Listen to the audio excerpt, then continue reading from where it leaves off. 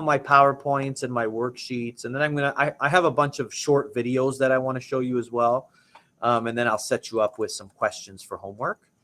Okay. What I usually like to do for these civilizations, so I'm going to set you up with homework for Unit 1. This will be the last item for Unit 1, which is Ancient Egypt. So all of the Ancient Egypt homework will go here, okay, under Ancient Egypt. So I'm just going to continue to update this, which means, unfortunately, some of you may have to unsubmit and then submit again. Okay, so that's fine. All right. Yes, Friday's homework, yes, was the reading. You had to read about the kingdom. So that was basically a historical overview of the old, middle, and new. So hopefully you have a better understanding of that now. I had this short package here, which you had to read about the kingdoms. I had this homework sheet here, which was pretty straightforward. And then, of course, like I told you, I was able to print the entire textbook, and I posted Echoes of the Past here. Okay.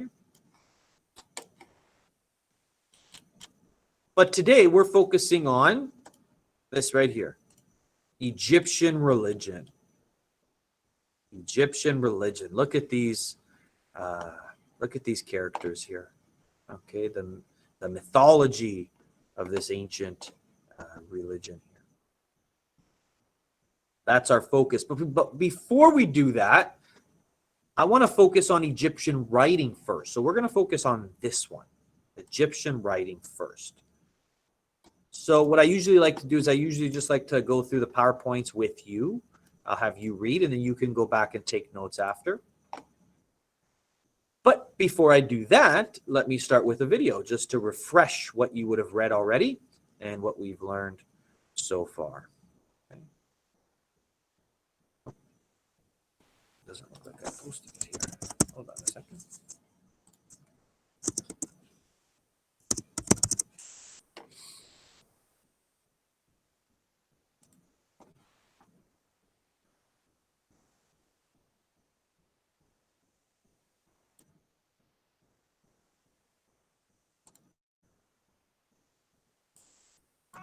The ancient Egyptian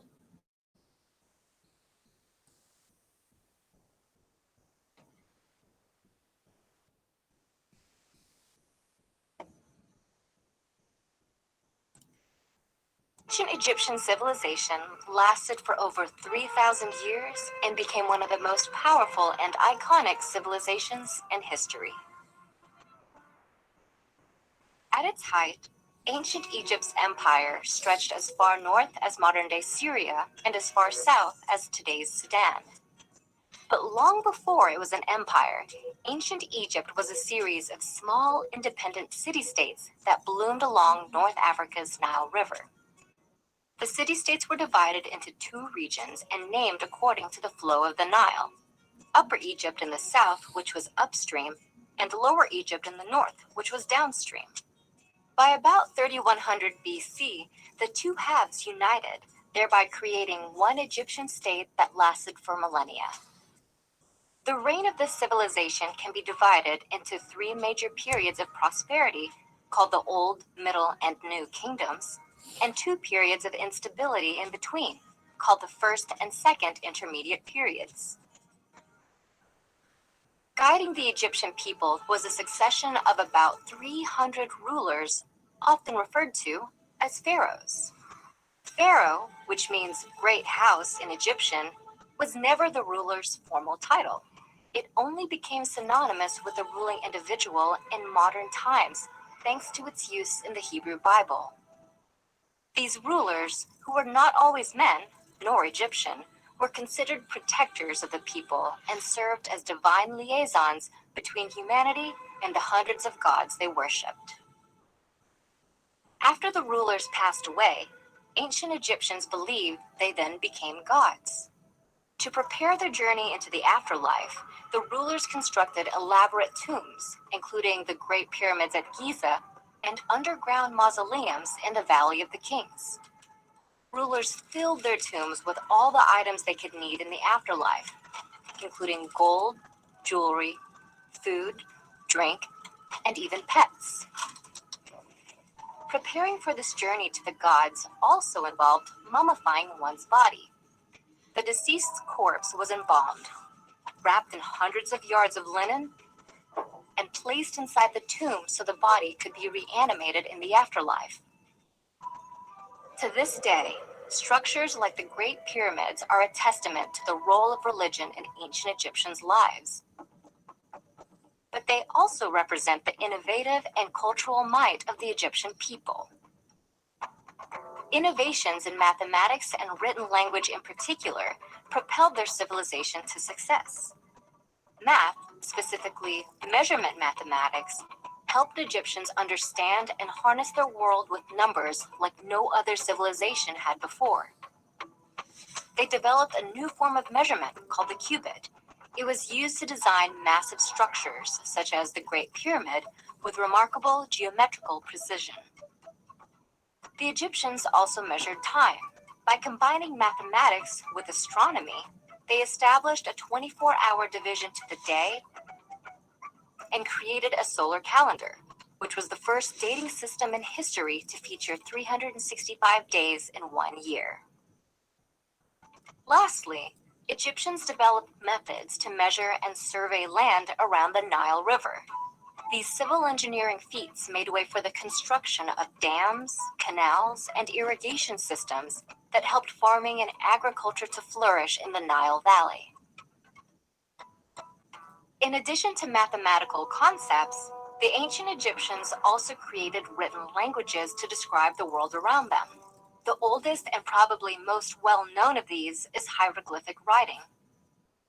This system was developed around 3150 BC during the Old Kingdom and has over 700 pictorial characters.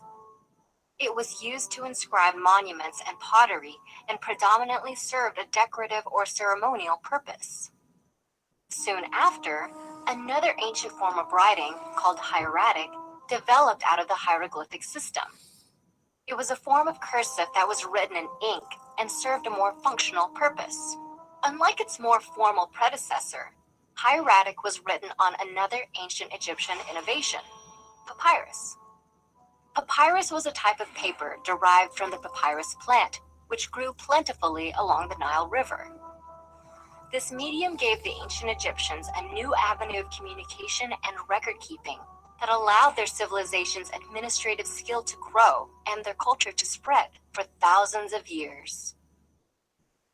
As with all great empires, ancient Egypt came to an end. It was eventually conquered after a series of invasions, including those by the Persian Empire in the 4th century BC and the Roman Empire around 30 BC. Not many civilizations can claim a lifespan of over 3,000 years, let alone one that made vast cultural contributions that still resonate in modern times. Ancient Egypt, with its linguistic and mathematical innovations, spirituality and religion, and extensive political and military might, set a high standard for all civilizations that followed. All right. Awesome. Okay. So let's start with Egyptian writing.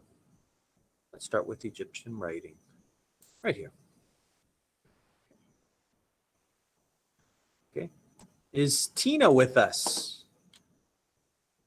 Is Tina Yes, with I am, sir. How are you? Good. How was your weekend, Tina? It was busy and long. Oh, yeah. Are you happy to be back? Yep, happy to be back. Okay, good. All right, you can start.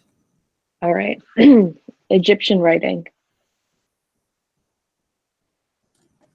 Insight into daily life. It was conservative. There were no great innovations in 3,000 years.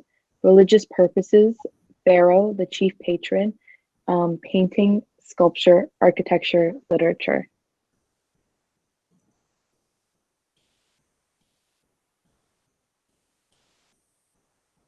So, writing. Hieroglyphics developed in 3000 BCE. Originally, it was a collection of picture signs from Mesopotamia. I have here Let me show you these examples. We take a look here of the advancements. You can see from hieroglyphic in the early times to more cursive, and then Phoenician, and then the Greek alphabet. So this is just the evolution of writing in the Middle East and in Egypt. You could see later equivalents in Greek, Roman, and Hebrew.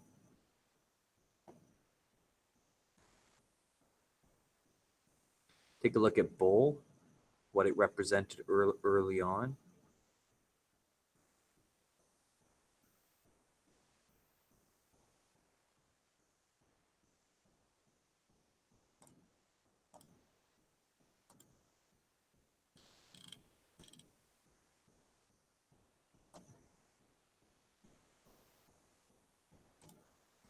Tina? Sorry, sir. Pictograms represent entire word or idea. There were monuments, walls, and coffins.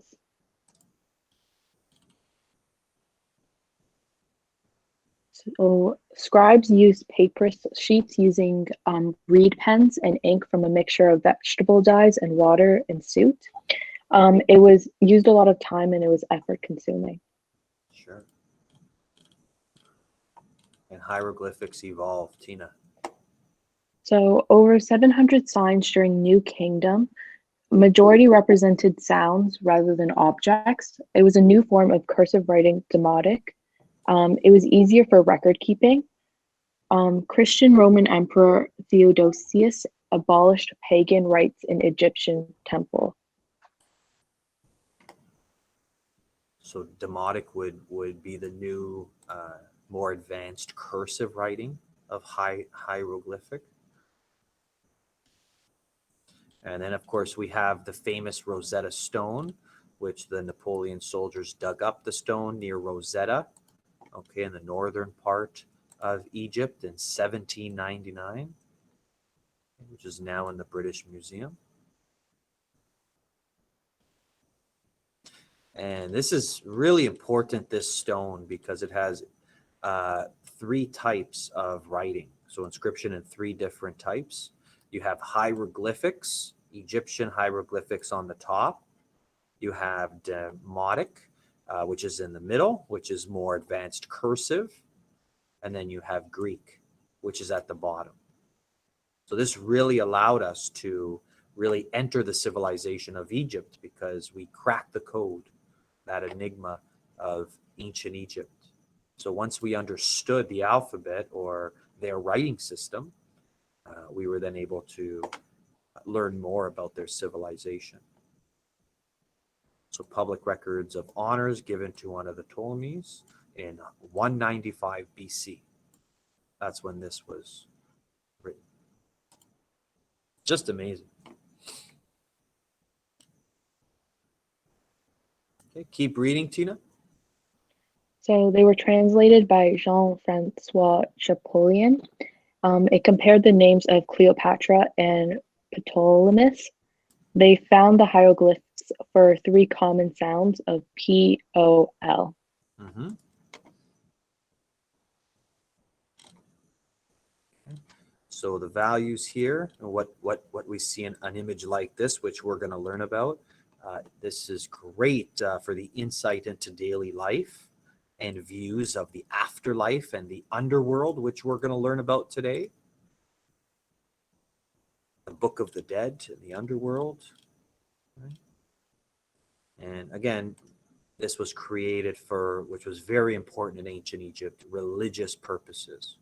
Okay, religious purposes. I think in order to understand Egypt, you really need to understand the mythology and Egyptian religion, okay, which was behind the entire success of the civilization, okay, at least at the start. So let's take a look at Egyptian religion now, and we're going to take a look at some different characters, okay, and different gods. Let's get a new reader.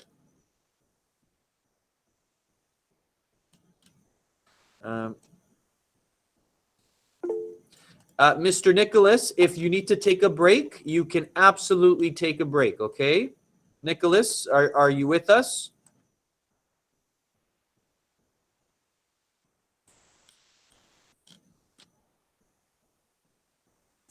Okay.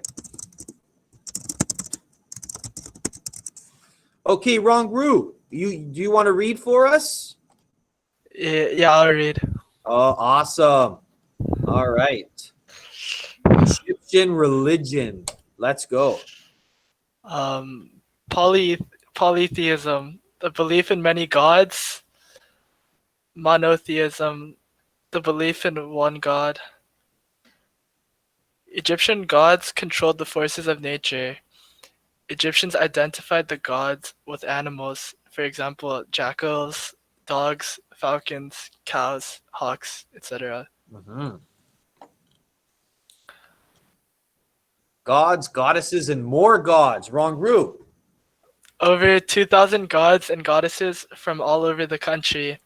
Country was not united, therefore about 40 ruling tribes all had their own deities. Egyptians looked forward to the afterlife and planned for life after death. Physical body. Exterior, human body believed it was created on a pottery wheel, made by Khnum, the god of creation and Nile, and placed in the mother's womb. Good. You learned about this when you read about the stories of creation, right? In ancient Egypt. Mm. And the creation story. Yep. Okay, let's review the pharaoh and the role of the pharaoh. So the pharaoh is a living embodiment of God, Horus. The pharaoh is seen as a god. It was a descendant of the sun god Ra. Horus, the sky god, entered the pharaoh as he was on the throne. After death, he becomes the great god of the dead, Osiris. Osiris. Good, good, good. So lots happening here, right? You have Horus, you have Re, and you have Osiris. Okay. So the living embodiment of the god, which is represented through the pharaoh. Okay, so I'm going to give you some examples here, okay, of the different gods and what they represent, okay? So here's a look. Actually, you know what? When we do that, let me go through this one here now. Okay, so I'm going to continue with this one here. Let's start with, yeah. So actually, let's change readers. Who wants to read? Let's have Sabrina. You can read for us. All right. Is it Ray or Re? Well, so it's Ra or Ray is fine. All right, Ra. Ra, the sun god, was relied upon for a good harvest. He's the one with the disc here. Amon, man with ram head and ostrich plumed hat, combined with Ra to make Amon Ra, becomes the king of gods, chief god of the pantheon, important temple built in Thebes or Luxor. Good. Mm-hmm. So he's known for his ram head. King of the gods. Next. Isis, the mother goddess, represented female fertility.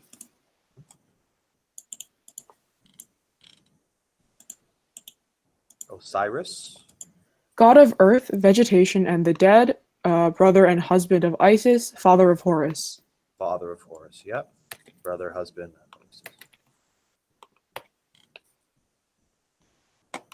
Anubis, man with a jackal head, god of embalming and the dead.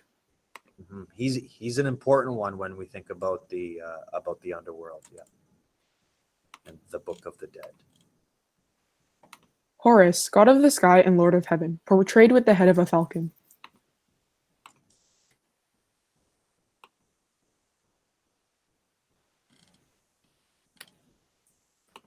Atum, man with a double crown, creator god.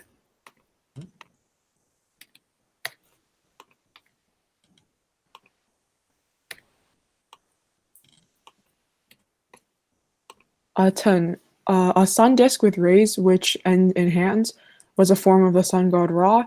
During the reign of Akhenaten. Akhenaten, the Atun was made king of gods. Mm-hmm. Yep.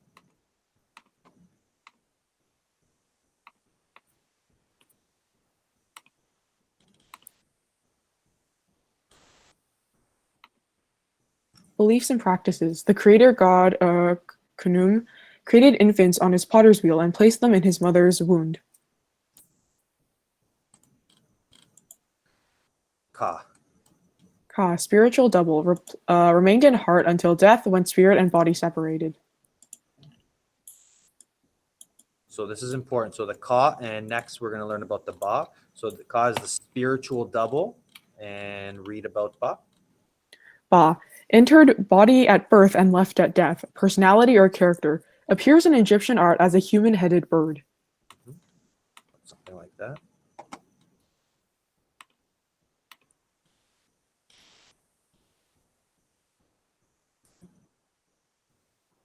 Ka and Bu.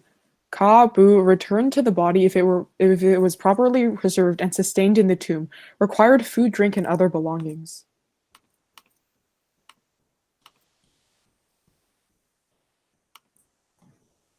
Priests and temples. Priests performed religious rituals close to the public, rituals for various state gods. Ordinary people worshipped at small local shrines. And festivals. Religious festivals. Important public event, attracted thousands, and it was an opportunity to celebrate.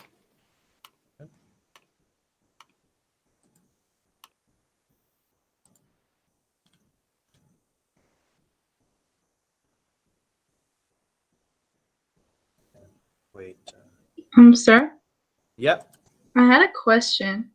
So, like you know how they show the gods are like human with the head of an animal? Like Mhm. I was reading that some say like it's not like they didn't like actually think their gods had like animal heads. It was just like they had either an animal form or human form, but this is how like they painted it and depicted it, but it wasn't like they were like both at the same time. Or like it was just symbolic. It wasn't like Yeah. actually what their gods were. It was more symbolic. You are absolutely right. Yep. Yep. So I want to show you now the story. So again, here's now a review of some of the main gods that we learned, okay, including Osiris, okay, and we're going to learn about Seth and Horus, okay. Now, so an important one that you need to remember is the story of Osiris, which we're going to learn a little bit about today, okay. Dina, I'd like you to read next, please. Dina. Okay, sure. Story of Osiris. Killed by his evil brother Seth, body was cut up into 14 pieces and spread throughout the world. Wife Isis found all body parts and brought him back to life. Son Horus will later seek revenge on Seth and kill him. He did not return to the world of the living but reigned. Mm-hmm. So he's an important one. Okay, so Osiris. This is just a brief, overview of his story, but of course it goes much more in depth for Osiris. I'll continue. The appearance of gods, Thoth, a god of wisdom, time, writing. He was represented by a male body with the head of an ibis, a bird with long legs and beak to catch fish in mud. It symbolized wisdom because beak shaped like a pen and dipped in the mud as if it was ink. Good. So he's an easy one to remember because of his beak, right? Of wisdom and time and writing. Okay. The beak shaped like a pen, it dips in the mud, okay, as if it was ink. So he is the god of wisdom, time, and writing. Let's continue with Osiris. Osiris was the god of vegetation and the underworld. He was represented by a male body with a greenish complexion and usually depicted wrapped in white linen.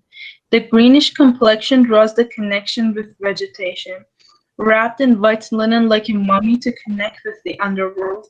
Good. So when we think of mummification, we think of Osiris, right? Just the way he's wrapped with white linen. But he's also the god of vegetation, and that's where the green comes in here, the green color. That's interesting. It reminds you of Persephone.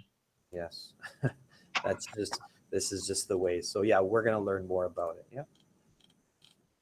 And here's some common godly clothing. So when we look at the different gods, you'll see they're clothed in different styles: full length dress, short cloth, suspenders, tunic with suspenders. So these are just common godly clothing. Sir, how do I know which one's like males and which ones are females? Well, you can tell. Yes, some of them you can't. Yes, but most of them you should be able to see in the picture, depending if it's a male body or a female body. So now the Egyptian, which is very important, the afterlife, Egyptian afterlife. This is really, really important for the Egyptians. Okay, Dina, read. When you die, you go to the underworld where Osiris judges you. He weighs your heart against a feather, symbol of truth. Ooh. If heart is light, it means innocence. One is sent to the happy field of flood. If the heart is heavy, it means guilt, and one is fed to Amit, eater of the dead, crocodile-shaped head. Good. Yes. So you have Osiris. He's the one that judges you in the underworld. And it's all about the weight of the feather, which is the symbol of truth. Sarah, I have a question. Yes.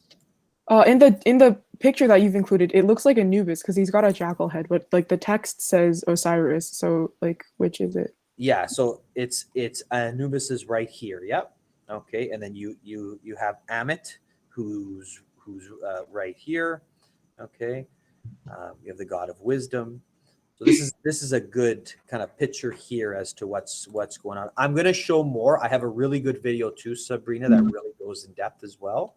So I think Anubis was only for kings, like not just everyday people. yeah, Was it? yeah, it was definitely different for the pharaohs. Yep, and the nobles. Yep. So this is the weighing of the dead and heart against moths, feather of the truth. Thank you. Yep. Okay, so let's now take a closer look at this visual. Okay, very interesting, right? You could see some of the major gods here in this picture.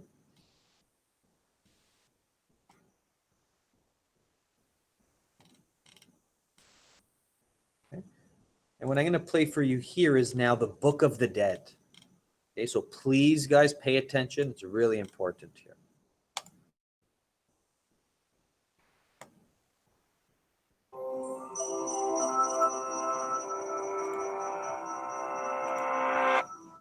Ani stands before a large golden scale, where the jackal-headed god Anubis is weighing his heart against a pure ostrich feather. Ani was a real person, a scribe from the Egyptian city of Thebes, who lived in the 13th century BCE. And depicted here is a scene from his Book of the Dead, a 78-foot papyrus scroll designed to help him attain immortality. Such funerary texts were originally written only for pharaohs, but with time, the Egyptians came to believe regular people could also reach the afterlife, if they succeeded in the passage. Ani's epic journey begins with his death. His body is mummified by a team of priests who remove every organ except the heart, the seat of emotion, memory, and intelligence. It's then stuffed with a salt called natron and wrapped in resin-soaked linen. In addition, the wrappings are woven with charms for protection and topped with a heart scarab amulet that will prove important later on. The goal of the 2-month process is to preserve Ani's body as an ideal form with which his spirit can eventually reunite. But first, that spirit must pass through the Duat, or underworld. This is a realm of vast caverns, lakes of fire, and magical gates, all guarded by fearsome beasts. Snakes, crocodiles, and half-human monstrosities with names like He Who Dances in Blood.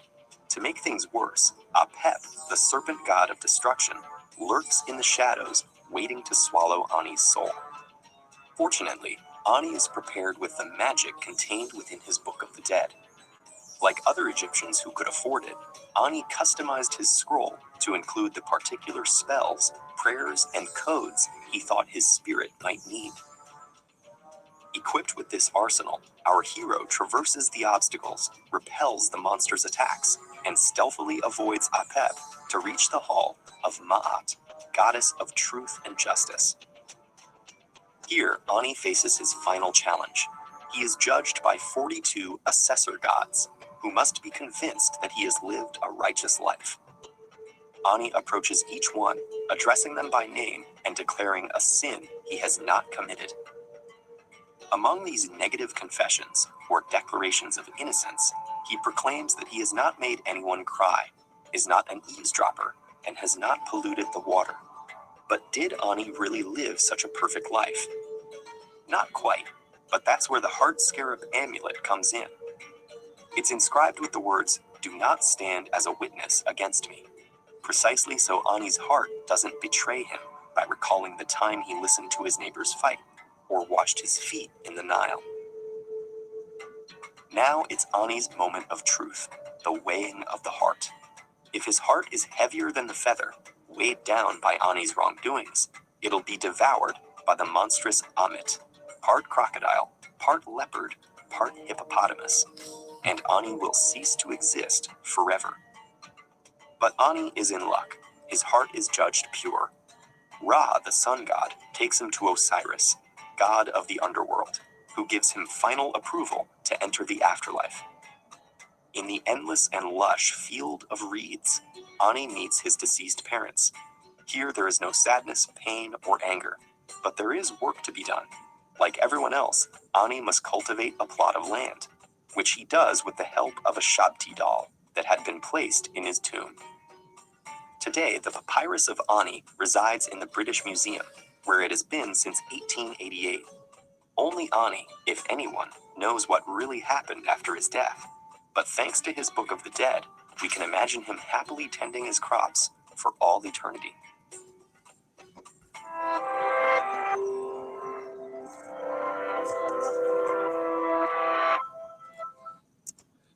All right.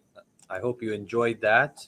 And again, there are different variations of the story of the Book of the Underworld. I really like that one from TEDx. Again, I'm sure maybe some of you, if you've read about this, there are certain things that might be different here and there. But so there are different variations on depending on the what you're reading and where you're getting your sources from. But that's a really good overview there. It's the Egyptian underworld. Okay.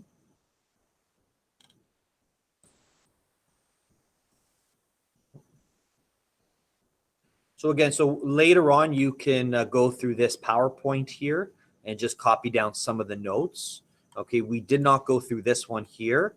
These are just the names and the different gods of ancient Egypt.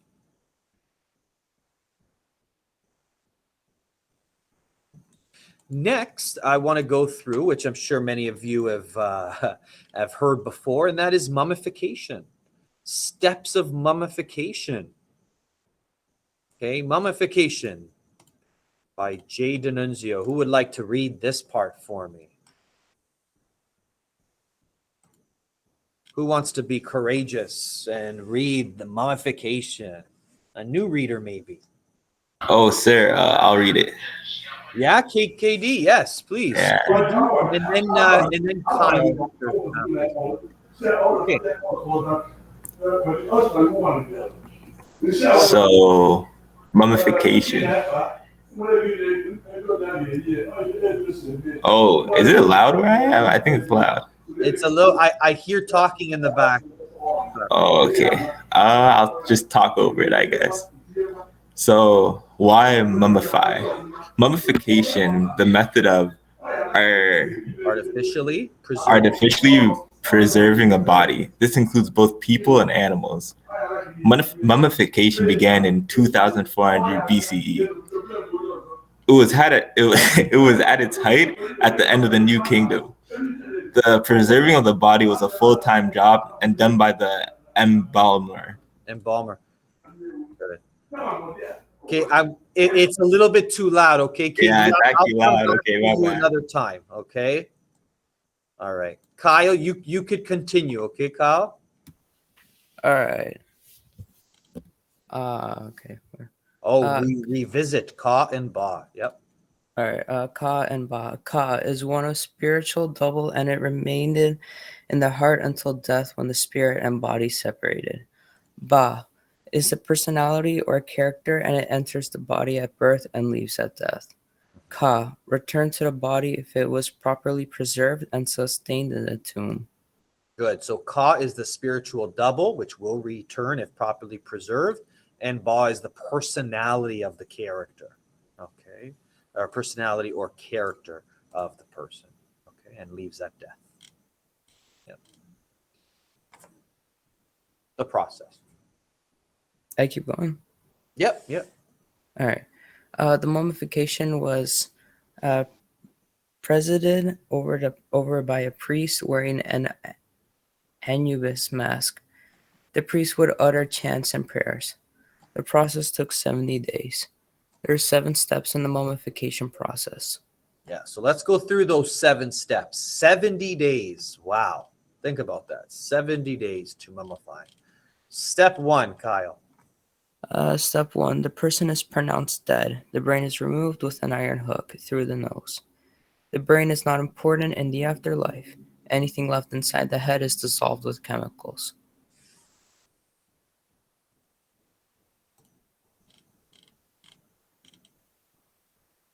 Step 2. The priest makes an incision on the left side of the body. All major organs except for the heart are removed. The heart is left in place because it is the Ka's home. Good. So all major organs except for the heart, which you learned, are removed. Step 3. The liver, lungs, intestines, and stomach are sterilized. Next, they are dried with natron, found in dried up riverbeds. Once they are dried, they are anointed, and resin is applied. Each organ is placed on its own canopic jar. These are the 4 canopic jars. Okay.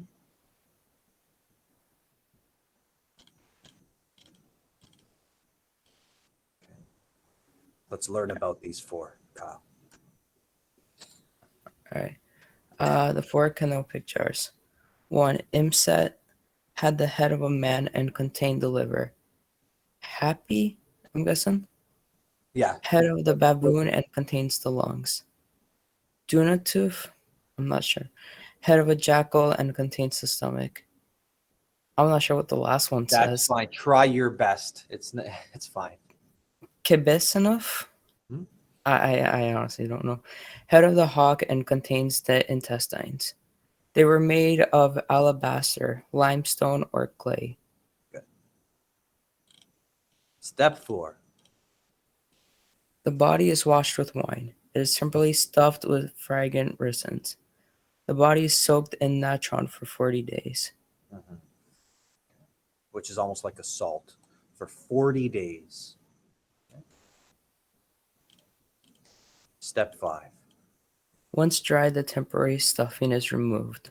The body is washed in oils and spices. The limbs are packed with sand or clay.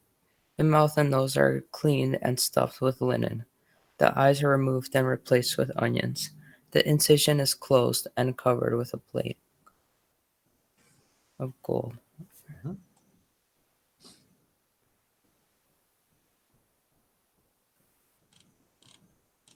Step 6. The body is wrapped in layers of linen. Jewelry or amulets are wrapped in the linen. In the Middle Kingdom, masks were placed on top of the face. Masks were made of paper, of papyrus, plaster, wood, or gold.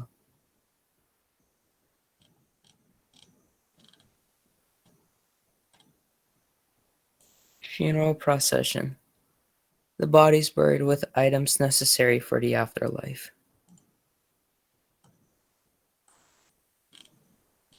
Coffins and a sarcophagus. After the mummification process was complete, the mummy was placed in a coffin and then a sarcophagus. So, unfortunately, if this was a regular year, we would have gone to the ROM. Because if you go to the ROM, it's just awesome with different artifacts from ancient Egypt, including a mummy. Okay, I think it's still there. So the last time we were there, they had a mummy. Okay, so yeah, if you ever are at the ROM in the future, make sure you check out the Egyptian civilization section of the ROM. Sir, I had a question. Did they bury like servants or like people alive in Egypt? Did people alive? Yeah. Like I don't know, I heard like in some cultures they say like their servants go with them to the afterlife, so they have like people with them. Something like that. I mean, I've heard different stories. I've read different things, but I don't. Wasn't very common if it did happen. Okay. So I have. I'm just going to go through. So these are the 7 steps. Now, for this PowerPoint, you don't need to copy this down because I made this sheet for you. If you click this one here, it's all the notes here on this sheet. Okay, basically reduced. Okay, so for the mummification, all 7 steps and anything else you need to know is right here on this sheet. So if you want to print this sheet out, you can. So you do not have to copy the notes for mummification. Okay, this is for you. All right, all 7 steps. Let's go through. This is really cool too. This is only 2 minutes, so let's watch this.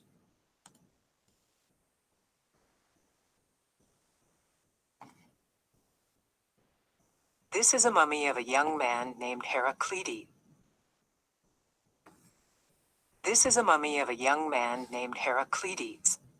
He died in Egypt in the 1st century AD when he was about 20 years old. Mummification was developed by the ancient Egyptians to preserve the body for the afterlife. Typically, all internal organs were removed before mummification, with the exception of the heart. But in this case, the heart was removed and the lungs were left intact.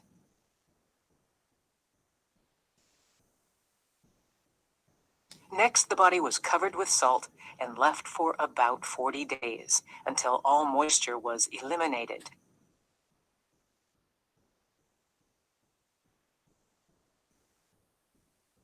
Perfumed oils and plant resins were rubbed on the body.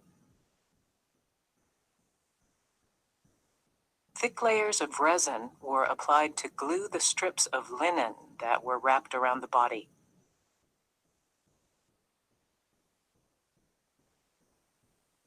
The mummy was placed on a wooden board, and more wrappings bound them together.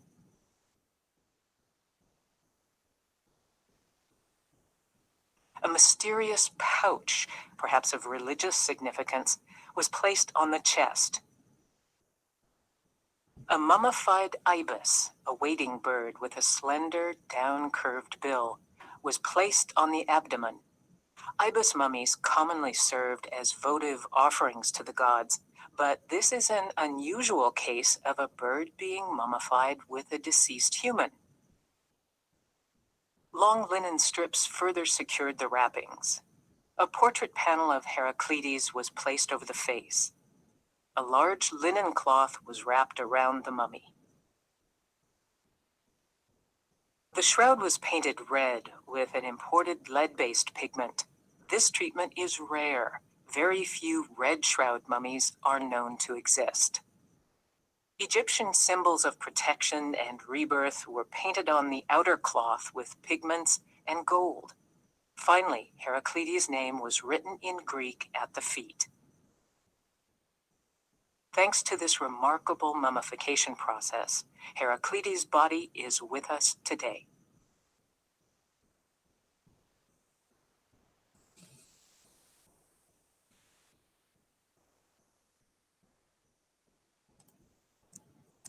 Wow.